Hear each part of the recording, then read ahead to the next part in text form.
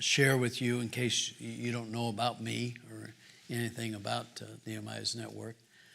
I want to share with you, first of all, who I am. I pastored the Columbia Road Baptist Church in North Olmsted, Ohio, for 35 years.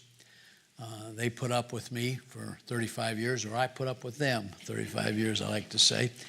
And I used to always say to the church that you can't fire me because I know too much about you. I could use it for blackmail. But we had a good relationship there for those 35 years. I really did not. The thing I miss most about the pastorate was being able to visit people and to just enjoy the people that God had given me to pastor. I used to always tell them when I retired I just wanted to go around and visit them and eat pie at their house and just have a good time and do a few other things. But I just got burned out on the administrative part of pastoring. That is a real drain. We had several properties and so forth that we were responsible for, and it just became a very much a drain. I'm not tired of preaching. I wasn't tired of the people. I enjoyed visiting hospitals and so forth. That's all I want to do is visit. I don't want to stay. I want to visit. But I enjoyed doing that. The counseling was not ever one of my favorite things to do because I never felt like I was qualified in many areas. And Dr. Roy Thompson, who pastored the Cleveland Baptist Church, he was my pastor when I was growing up. And he used to always tell me, he said, I pray for you pastors because you're having to deal with things that I never had to deal with. Well, I'm saying that now. Pastors are having to deal with a lot of issues today in people's lives. And you need to pray. You need to pray for your pastor and his family because there's a lot of issues that people deal with today. And so I don't, I miss the pastorate, but I don't miss it, all right, in some ways. I didn't retire to sit around and wear my Bermuda shorts and spend time in Florida. I told the Lord, I said, Lord, please flat wear me out and take me home. I don't want to go to a nursing home. If that's what God has in store for me, then that's what will happen. But I'd rather not. I'd rather just be worn out and then just go home to heaven. And so I do the Nehemiah's Network. I fill pulpits and so forth. I work at funeral homes. You say that's kind of morbid. Well, it is. But I work at funeral homes to help supplement our income. And I have a lot of opportunities to preach. And God has opened many doors there for people who don't have a pastor. And so I still get to preach a lot. And then I run the Bible Institute at Cleveland Baptist Church. And I do that along with Nehemiah's Network, which is my main ministry. I tell each one of the other ministries that I've involved myself with that Nehemiah's Network is number one. But Nehemiah's Network started as a result of a young man named Dave Sorenda. He didn't actually start it himself, but Dave was a young man that was in our church, and he did some college and career type ministries. He went to some of the colleges, Cleveland State, Kent State, even some colleges out here and so forth.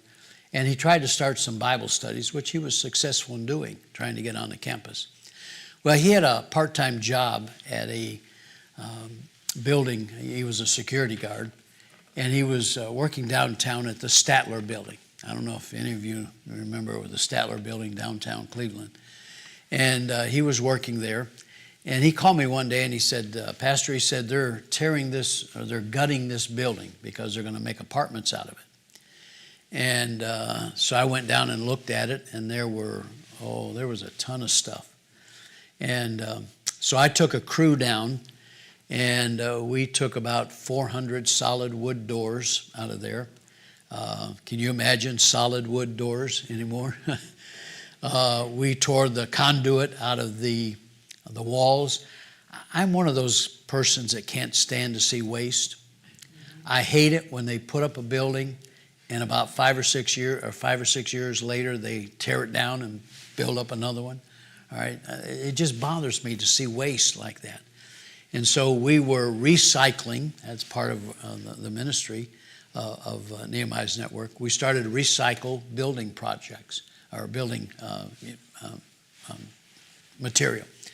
And we wanted to help new churches. We wanted to help missionaries in the foreign field and churches that were struggling, that needed them. I don't know how many churches around this greater Cleveland area that have some of those doors.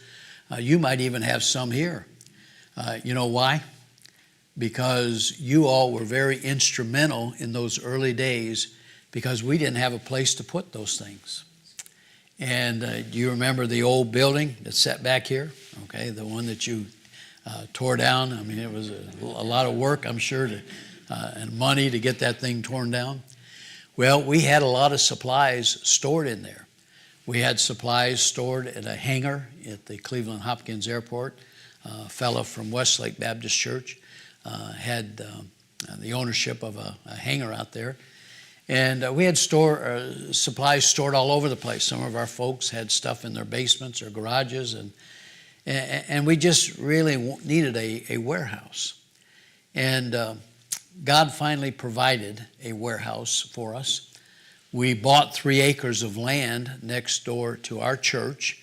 We paid $50,000 an acre, and which, you know, being in the city, that's what you gotta have to do.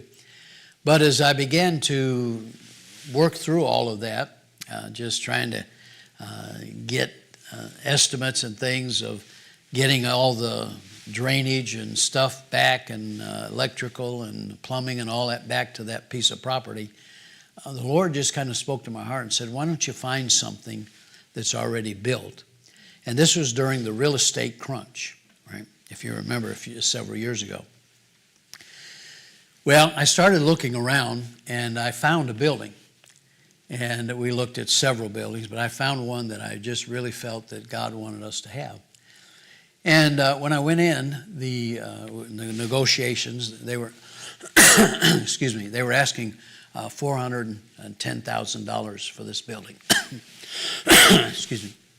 And we had saved money, and I had probably, I think around $100,000 in the bank saved up for that. And we had decided that we wanted to do everything cash. We had paid our building off, our properties, everything was debt-free. And boy, that sure was a great feeling the day that happened. I used to struggle, and you know, your pastors know what it is to worry about that offering every week, if you got those mortgage payments and so forth. But the day that we paid everything off, I got my first good night's sleep, right? And so we decided as a church that everything we would do further on would be debt-free. And so we'd been saving money for that. I first of all wrote the fellow that owned the building, and I said, would you consider giving it to us? I mean, what's it going to hurt, all right? I mean, you might as well ask, all right? And of course he said no. And he came back with a figure of $350,000. He would drop it down to for us. Well, I started negotiating, and long story short, I got him down to, it was like about I think it was 299, okay. And but then things started dropping. I mean, the deals started just falling through, and everything went quiet for about a year, right? But I knew that God wanted us to have that building. And so after about a year, we were saving up more money. I probably had about $130,000, $140,000 for that by that time. And so I just started renegotiating, talking to him. And come to find out, the real estate guy told me, he said, you know, not one person has looked at that building since you guys. And I knew right then that was what God wanted us to have. So we started talking again, and he came down maybe another $10,000. And, you know, So finally I signed the papers, but I still needed some money, all right? We were still good ways apart. And I remember going back to the church and telling them, I bought a building today. I need more money. Well, this lady came up to me after church, and she said, Pastor, she said, I'm giving the money for the rest of that building. Right? And I said, I'm sorry, but I can't take it from you. Her husband had just died and left her money for her the rest of her life, to take care of herself. And I said, I can't do that. I said, I would be an injustice. It would be wrong for me to do that. Your husband left that for you. I said, I can't take your money. And she said, Pastor, you don't understand. He left me more than enough, and I am buying that building whether you like it or not. I said, okay. We got a building. All right. Well, that building is 13,000 square foot. And the idea behind Nehemiah's Network was that we would have all of those building supplies and we would help churches and so forth, and we did. And we sent a lot of stuff overseas to missionaries. I'll give you just a real quick testimony. We had a Brother Paul Males. I don't know if you know him. Pete Males, pastors in Westlake, now Westlake Baptist, or not Westlake, but Amherst. West Side Baptist in Amherst. They moved from Westlake. But they had a building project going on, and he had a baptistry that had been donated to him, and he had asked us if we could keep that baptistry for him at the warehouse. And I said, sure. And so I had it there, and then Brother Joe Williams. You know Joe Williams? Okay, out here at Lodi. Brother Joe was over at the warehouse, and he's helped us quite a bit in the ministry. And Brother Joe said, man, I sure could use that baptistry. He said, we're having to go to the motel room and rent the pool and so forth. He said, I sure could use it. I said, well, let me check with Brother Males and see if he could use it. So I did. And he said, yeah, go ahead, send it out there. So Brother Joe came and got that baptistry, got it set up out there. Then he had a missions conference. He had a missionary from Moldova come in. And that missionary was talking about how that they have to rent space at the motel in order to do their baptizing. And so he and his church decided, hey, we want to help this guy out with a baptistry. And so he called me and asked me, he said, would you mind if we sent that baptistry to Moldova? I said, well, let me check. First of all, I got to check with Brother Males, okay, because it's his, and see what he says. And he said, Brother Males said, sure, send it over there, all right. So Brother Joe's church sent that baptistry over to Moldova, and they're using it in Moldova now, all right.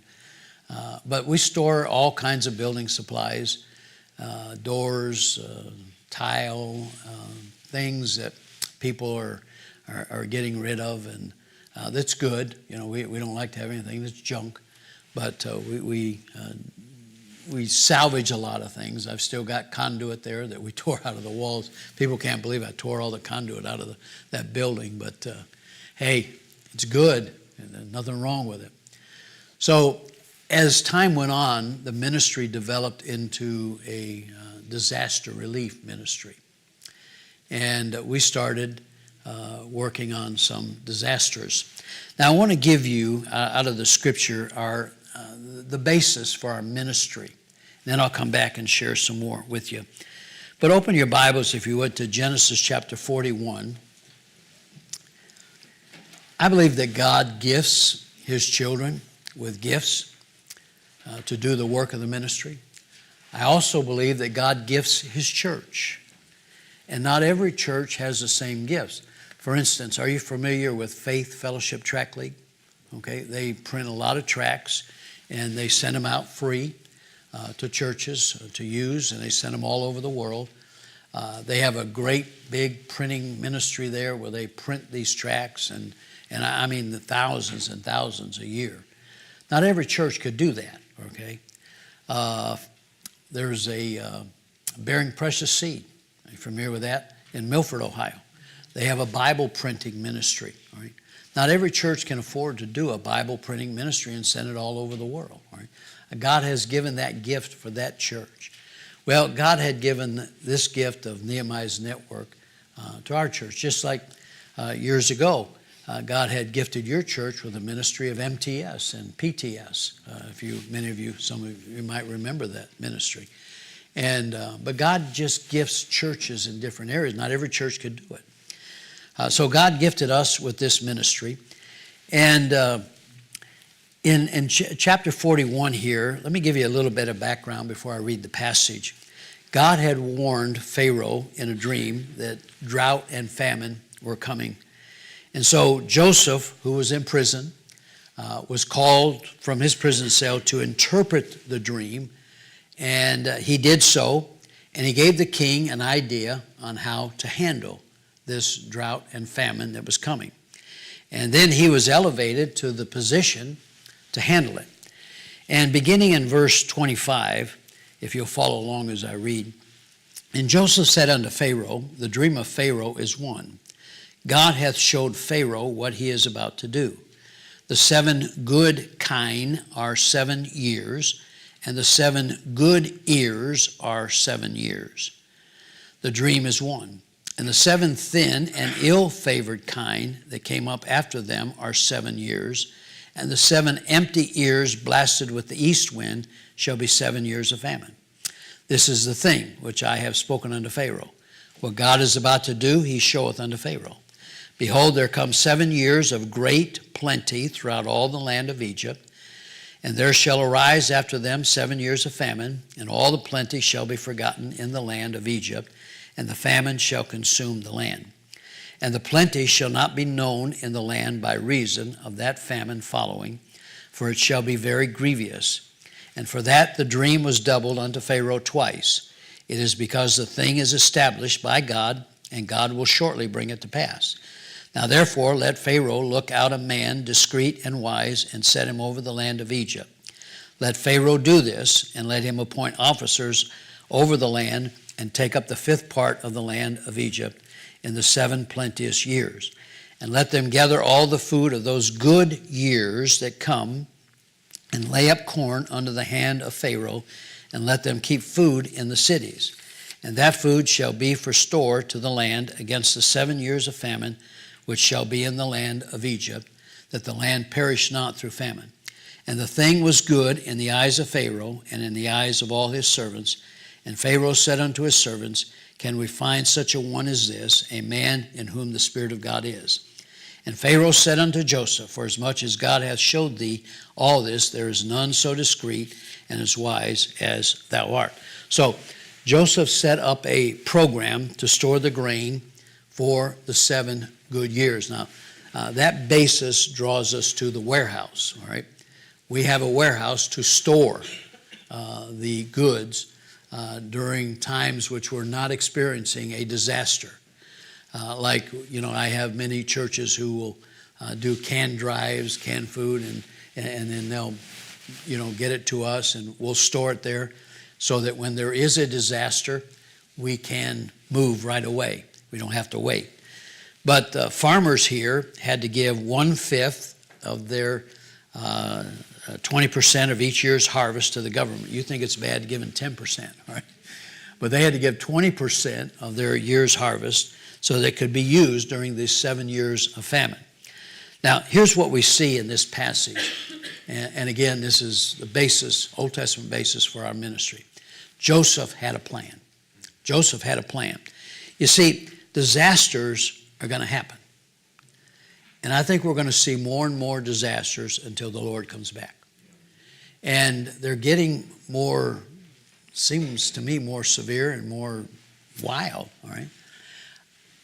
Folks, I can't tell you when the day of the Lord is coming, when he's coming back, but I believe more and more it's soon. There are some earthquakes that are happening around this world that are just absolutely, there's more happening now than ever before. There's a volcano that just happened last night that never hasn't erupted for 500 years.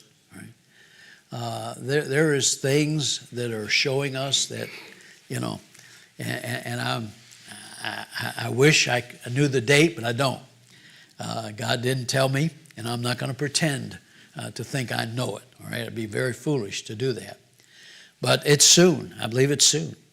Now, there are different types of disasters.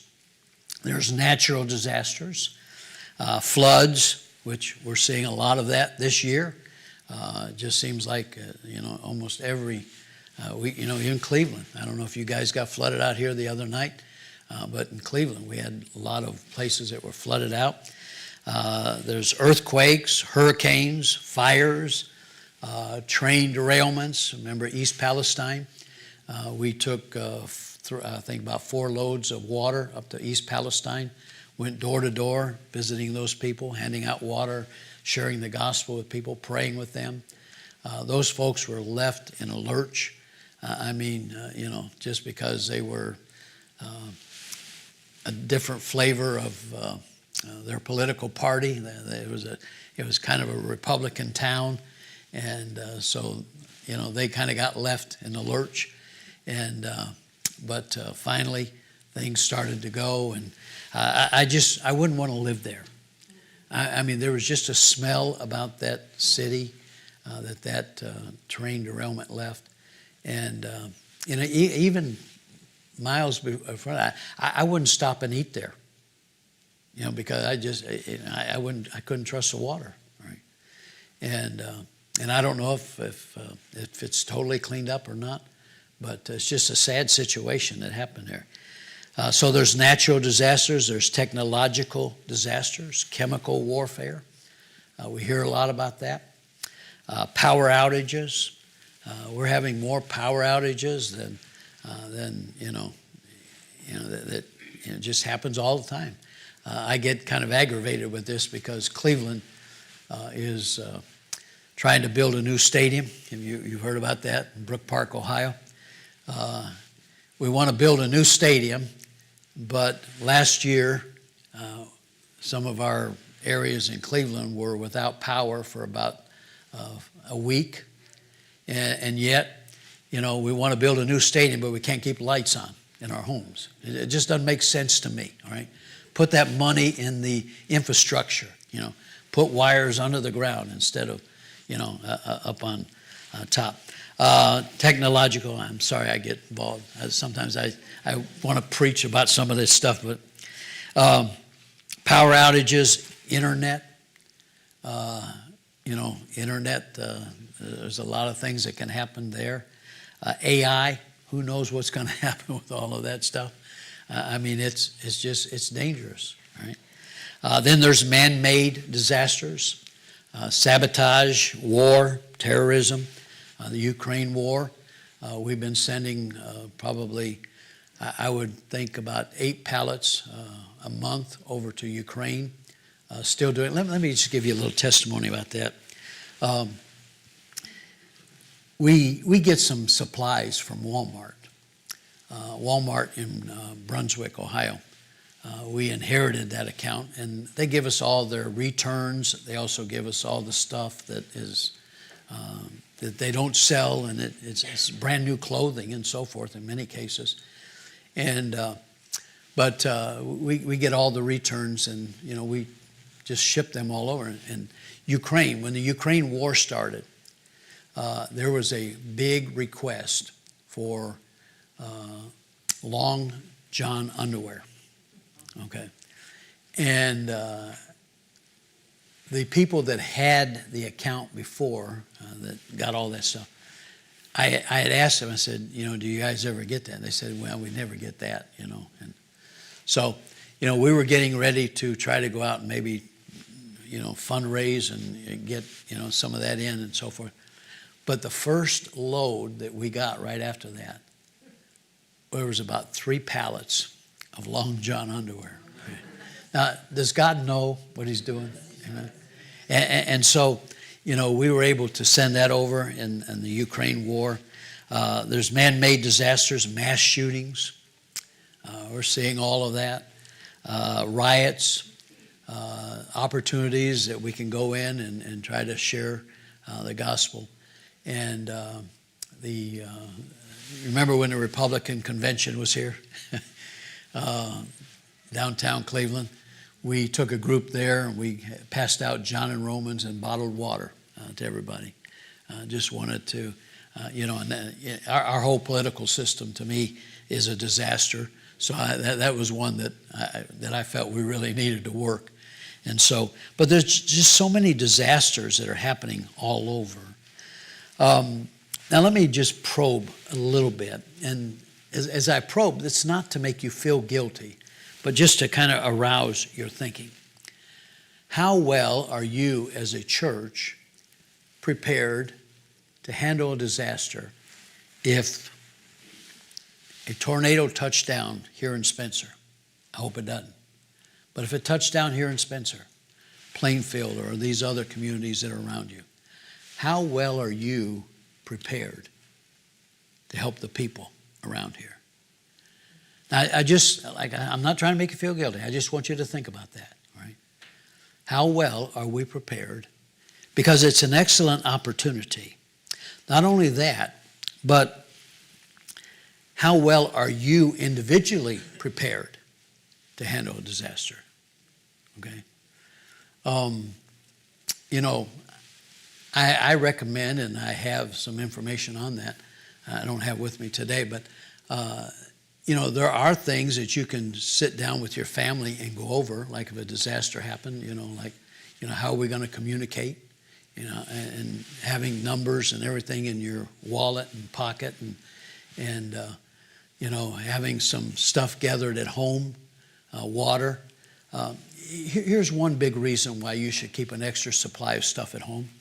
Think about a witness, how much of a witness you could be to your neighbors if you had water and they did, and you could go over and help them, right? We did that during the power outage I talked to you about. I went all through my neighborhood and dropped off 2 packs of water and just tried to check on all my neighbors and see. We were having a difficult time because we didn't have no backup generators at our warehouse, so we were having a difficult time trying to get things out of the warehouse, and plus there's no windows in it, so everything was just pitch dark. But think about some of those things. How well are we prepared? And it could happen here, right? I mean, it could. I hope it don't, but it could.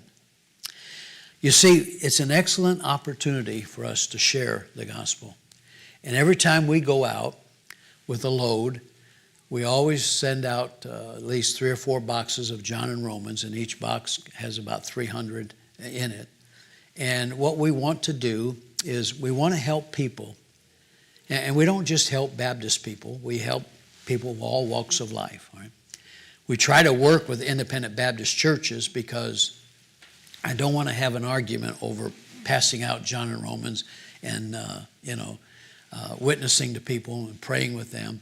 A lot of organizations don't want you to do that. They don't want you to, they call it proselyting, but I think it's just a wonderful opportunity to share Jesus with people and to help them in their hour of need. And so every time we send a load out, we send John and Romans, and it's an excellent opportunity. Now, when we go in, when we like I said, we try to find an independent Baptist church. First of all, if say there's a tornado here in Spencer, what we would do is we would call Brother Mullet and just say, hey, can we help you and set up a distribution operation here where we can pass out supplies and help people. First of all, what I would do is I would find out from him, how is your house? How is your car? How is your family? Okay, are you okay? And the reason we want to do that is because we need to get him up and get him moving so he can minister to you. Okay? So that's the first thing we do when we go into an area like that. We want to get that pastor moving. If he don't have an automobile, if his automobile was destroyed, we want to get him something so that he can get around to you and help minister to you. I had a situation in Moore, Oklahoma. Moore, Oklahoma was the very first hurricane or tornado that I did, right in that tornado alley. And I called in Suburban Baptist Church in Moore, Oklahoma, and talked to the pastor. And he said, yes, he said, well, I'd like for you to send a load and come and help us with that. And he said, can I call you back, though, in a minute? And I said, sure. So, and I told him that I was coming. And he called me back in about a half an hour. He said, preacher, he said, I needed to check you out first, see if you were legit, what you believe. He said, would you preach for me Sunday when you're here? And I said, sure. I said, I'll be glad to help in any way that I can, because you need to concentrate on your church family. All right. And in that church, we were able to help them. There were some trailer parks that were destroyed. And we tried to, if any of the members have a loss, we try to get $1,000 into those families. I work with another outfit called Operation Renewed Hope. And they help us with getting $1,000 to every family. Like if one of your families here had loss, we would try to get them $1,000 just to get them up and kind of going with some initial money. And now we do that for churches, all right, for church people, because that's our first response is the pastor. Then we start dealing with church members that have loss. Okay, we want to help them. One boy whose parents didn't come to church, lived in a trailer park. He rode the church bus, and his family lost their trailer. That young man got $1,000. Okay? It ended up going to his parents to help them, just because he was a member of that church. All right. You see, we have a responsibility, I believe, to help our brothers and sisters in Christ. And so, first of all, we get the pastor up and going. Then we look at the church members and see what we can do to help them. Operation Renewed Hope also goes in, and this is another end of the ministry. They have work teams that will come in and tear out drywall and redo drywall and tear out floors and all that kind of stuff. But then we start reaching out into the community. All right, how can we help people that are in the community? And the first thing is the food distribution, right? And it's not only food, but cleaning supplies, toiletries, and all that kind of stuff. And so we'll set up that and get that going. Now, I would say to you that as I have shared this, it's a good time to start thinking about maybe having a disaster team. What would you do here? Sit down and work up a plan. Let me give you the New Testament basis for our ministry. Look at Acts chapter 11. Acts chapter 11. And the background here is there's a famine in this Mediterranean region, and it hit Judea very hard. And the church at Antioch had decided to send some money to help them. Acts chapter 11, beginning in verse 19. Now they which were scattered abroad upon the persecution that arose about Stephen traveled as far as Phoenice and Cyprus and Antioch, preaching the word to none but unto the Jews only. And some of them were men of Cyprus and Cyrene, which when they were come to Antioch spake unto the Grecians, preaching the Lord Jesus. And the hand of the Lord was with them, and a great number believed and turned unto the Lord. Then tidings of these things came into the ears of the church which was in Jerusalem, and they sent forth Barnabas that he should go as far as Antioch, who when he came and had seen the grace of God, was glad and exhorted them all, that with purpose of heart they would cleave unto the Lord. For he was a good man, and full of the Holy Ghost and of faith, and much people was added unto the Lord. Then departed Barnabas to Tarsus for to seek Paul. And when he had found him, he brought him unto Antioch. And it came to pass that a whole year they assembled themselves with the church, and taught much people, and the disciples were called Christians first at Antioch. And in these days came prophets from Jerusalem unto Antioch. And there stood up one of them named Agabus, and signified by the Spirit that there should be a great dearth throughout all the world, which came to pass in the days of Claudius Caesar. Now notice this next verse. Then the disciples, the believers in Christ, every man, according to his ability, determined to send relief. That's the first mention of disaster relief here. All right. Send relief unto the brethren which dwelt in Judea, which also they did, and sent it to the elders of the land, hands of Barnabas and Saul. So I believe that we have a responsibility to help our brothers and sisters in Christ all over the world. And so when a disaster comes, that's what we want to do. And not only that, but we want to help people that are not church members, all right, not believers. Let me just kind of share with you a couple of testimonies that would kind of encourage your hearts. Years ago, and I do so many of these that I can't remember all the hurricanes' names and all that kind of stuff. But we did one, I think it might have been Harvey, in Houston, Texas. And Brother Roger Hoots, some of you might remember Brother Hoots, okay? He used to be involved in pastor's training school. They had a hurricane that came through there, and we sent three. At that time, we had a couple Christian truck drivers who had tractor trailers, and so they took tractor trailer loads down for us. And we took 2 loads down there and set up a distribution. I went down there, and Brother Roger had a lady come to him, and they put a sign out front that they had disaster relief goods for people. And this lady came to Brother Roger, and she was a Mexican, and she said, Pastor, I didn't have any damage, but I see you're giving out stuff. And she said, I don't need anything, but I want to just help. Okay, how can I help? She wasn't a member of the church or nothing. And so Brother Roger realized that she was Mexican, so she could interpret for people, because there were a lot of Mexicans in that area. And she could interpret.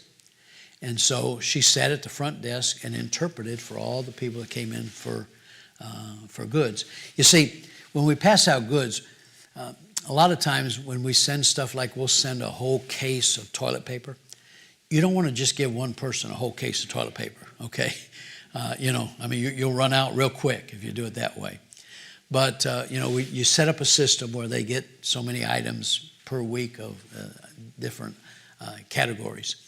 And so she sat there and she took all the names and got the information and everything. Well, I got back to Cleveland here after about a week or so there. And Brother Roger called me and he said, you remember that lady that sat at the desk? And I said, yeah. He said, well, she got saved tonight. All right. And about 2 months later, he called me again. He said, you remember that lady? I said, yeah. He said, her husband got saved tonight. So you see, there are people that end up getting saved, through this ministry, and people are added to the church. I think there's a church in Port Charlotte, if I remember this correctly. The pastor there, we helped them, and the pastor there said that they've had 20 people added to the church just because they helped the community and so forth. We had a hurricane last year I'll get back to the North Carolina one, but this one came through the east coast of Florida, and it came in on the west coast, and it went straight across the state and out on the east coast, right? And there was a church there, and again, I can't remember the name of the city. There was a church there that we talked to, and we agreed to help, and sent a load of supplies down. And the pastor told me, he said, I didn't make this trip down there because I was tied up with North Carolina. But he said, what we're going to do is we're going to take our Wednesday night service, and we're just going to open up to the public and come in, let them just drive through and give each one of them, so many items in our boxes and so on. I said, fine, sounds good to me. And so he called me the next day. He said, we had 34 people trust Christ. So, it is an excellent opportunity. Now, do all of those people end up, I don't know. All I know is that, the attempt is made. We're not responsible for the result. We're responsible to tell people. And, but praise God. It goes. Probably one of the worst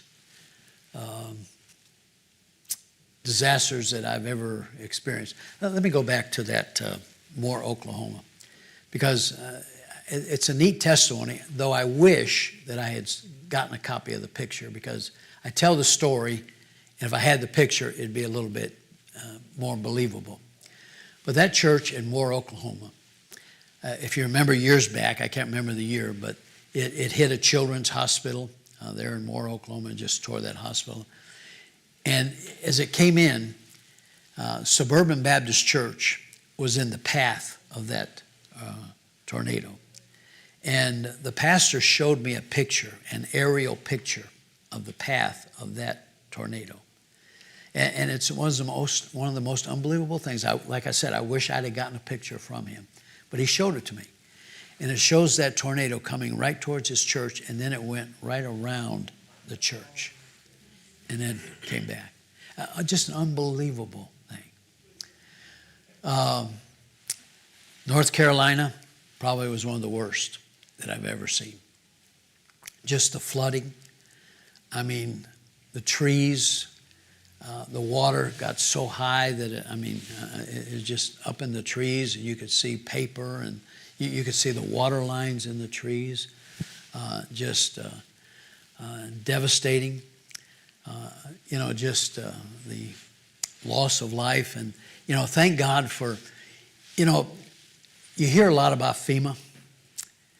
Can I tell you that FEMA could never handle these disasters by themselves? And I'm not here to trash them, but they can never handle these disasters by themselves. But there are groups like Nehemiah's Network, Samaritan's Purse, which does an excellent job. Right? There's other groups. All different kinds of church. As a matter of fact, when I first started this, the thing that aggravated me the most was that all these other groups were doing this, but independent Baptists weren't doing hardly anything. Right? And you had all other cults that are down there, and I believe anything that doesn't profess Jesus Christ is the only way to heaven is a cult. All right? But all these other groups were there and helping people. They could never do it by themselves. And the most that FEMA ever does is they just drop water on the corner of a street. And while I was in North Carolina going door to door, I have to tell this story. I was on the radio with Brother Al Davis. I don't know if you're familiar with him. He's a pastor in Richfield, but he's got a radio program. It's on at 10 o'clock on 12:20 a.m. And every time there's a disaster, he has me on the radio to do that. And his radio broadcast, it goes, people in California listen. I had this guy from California call me. I had mentioned that I wanted to take money and extra money and go door to door and give it to people, because many of them had needs and so forth, and along with that, share the gospel.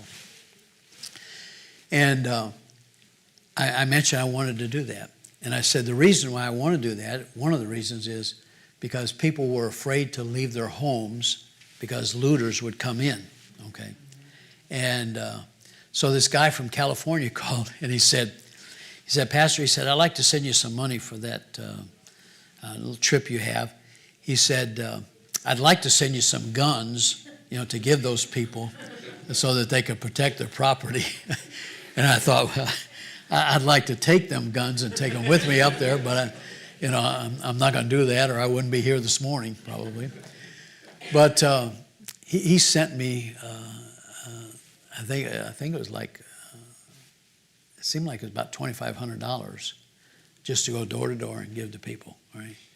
And that's from California, out there where you think the whole world's bad, And so that was a blessing. But it was just one of the things that I appreciated the most about being in North Carolina is not one person blamed God. And I went door to door, and I talked to a lot of people there. Not one person blamed God. And usually, when you have a disaster like that, or, somebody says, well, where's God? Why did God do this? And so forth. But just a very, a couple doors that I went to, people said, no, I don't want the money. I said, I didn't get it as bad as other people did. Give it to them. Just that kind of an attitude, and just really, really a generous. That one there, we sent, that was probably the biggest ministry or opportunity that we had, our biggest disaster response. I had a church in Oklahoma, took a love offering. They must have money out in Oklahoma. They sent me $52,000. Whoa. because we were having to buy generators and heaters and everything, and chainsaws. I mean, those big ticket items. And I mean, there was just that one there was probably one of the greatest responses that we've ever had. And we took, I think we took about 50,000 blankets up there towards the end of the year. We made several trips because it was getting cold in the mountains, and we needed to help those people with blankets. And so we delivered them to churches, and they would take them up to those places. I was in Swannanoa, which was one of the major places that was hit just outside of Asheville, North Carolina, and it was a blessing to be able to do that. The most recent ones were London, Kentucky. There was a tornado that went through there. God always has a plan. I called and talked to this pastor, and sometimes pastors are a pain in the neck. Okay, I'll just be flat out honest. I talked to this pastor. He said, "Yeah." He said, "Send the stuff." All right. So I was preaching in Alabama. I had this on my calendar already. I was preaching in Alabama. And I was driving back, and this was after that happened. We were getting a load ready to come down the next day. So my wife and I stopped in London and surveyed the situation and so forth. And it was Memorial Day, and I stopped by the church. I was going to just talk to the pastor because the load was coming on Tuesday. And he wasn't there, which I figured maybe he's with his family, and so, which is all right. And so I called him on the phone. I said, "I just want to let you know I'm here. I'm in your church parking lot." And I said, "If you live close by, I'd just like to meet you." And so he said, "Well," he said, "No, we're at a family gathering." I said, "Okay, no problem." He said, "But I needed to talk to you." He said, I just don't know if I can take that load or not." Now, this was about a week that we had been talking about taking this load. Now, the load's coming the next day, and this is Monday afternoon, and our guys were leaving at 6 in the morning and to bring the load to Kentucky, which is about 6 hours from our warehouse. And now he throws this on me. What am I going to do with this load? These guys, they're ready to go. And so I will say that I was perturbed. My wife always tells me whenever I get perturbed, "Let it go, let it go, let it go." Sometimes I want to just smack her now. But coming in to that town, there was a UPS building. It's just it's a small town, London. And it was just like about a 6-dock UPS station. And I noticed as I was coming in that there were UPS trucks that were unloading. And they weren't unloading the regular items that they have. They were unloading like canned goods and so forth. And so I saw that. And, they had a table set up, and they were offering supplies for people and so on. My wife and I both saw it. And so I thought, I'm just going to stop and talk to this lady, going out and see it. Maybe she'll take it, And, I talked to her, and she said, "Oh, we would love to have that stuff." She said, "We're trying to help people." And I said, "The only thing I ask you to do, ma'am, is we send John and Romans. Would you, every time you give somebody food, would you give them a John and Romans?" She said, "I'd be glad to." She said, my grandfather was a Baptist preacher." I said, so, we're talking and so forth. But, that really worked out great. And God just had his hand in all that situation. We still have 15 minutes, right? Oh, okay, I'm sorry. You know what I'm thinking? I'm thinking 11 is what I'm thinking. I'm sorry. Please forgive me. Okay. All right.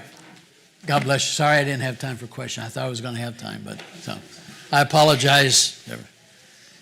Go to the bathroom, get back real quick.